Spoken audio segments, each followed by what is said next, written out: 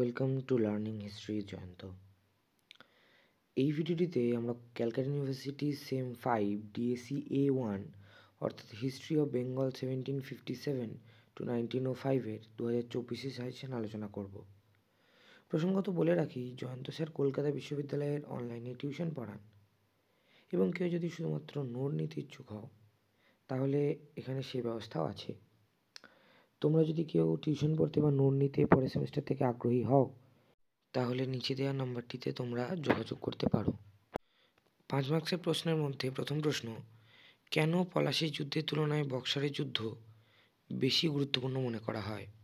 2 নম্বর প্রশ্ন, চিরস্থায়ী বন্দোবস্ত প্রবর্তনের পিছনে কী কী উদ্দেশ্য ছিল, অথবা লর্ড কর্নওয়ালিস কেন চিরস্থায়ী বন্দোবস্ত প্রবর্তন করেছিলেন? এটি স্টার মার্ক প্রশ্ন। 3 নম্বর প্রশ্ন, পলাশীর লুণ্ঠন বলতে কী বোঝো? 4 নম্বর, 1717 সালে ফারুকশিয়ারের ফরমানের তাৎপর্য কী ছিল? এটি স্টার মার্ক প্রশ্ন। 5 নম্বর, বক্সারের যুদ্ধের তাৎপর্য কী ছিল?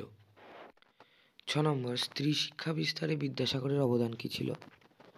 স্টার মার্ক প্রশ্ন। 7 নম্বর, বাংলায় ওয়াহাবি আন্দোলনের উপর সংক্ষিপ্ত টিকা লেখো। 8 নম্বর প্রশ্ন, অবশিল্পায়ন বলতে কী বোঝো? Star mark. 9 নম্বর, সতীদাহ নিবারণে রামমোহন রায়ের ভূমিকা লেখো। স্টার মার্ক প্রশ্ন।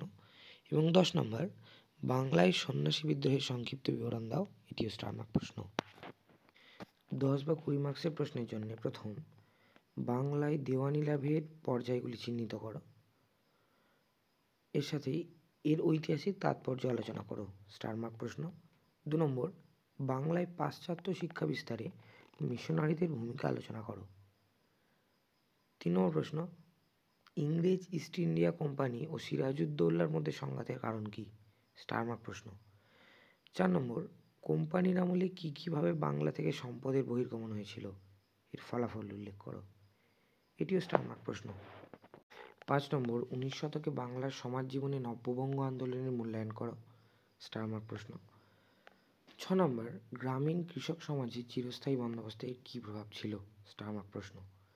7 নম্বর প্রশ্ন, 19 শতকে বাংলার প্রেক্ষিতে বিদ্যাসাগর কি ঐতিহ্যানুসারী আধুনিকতাবাদের প্রবক্তা ছিলেন? Star mark.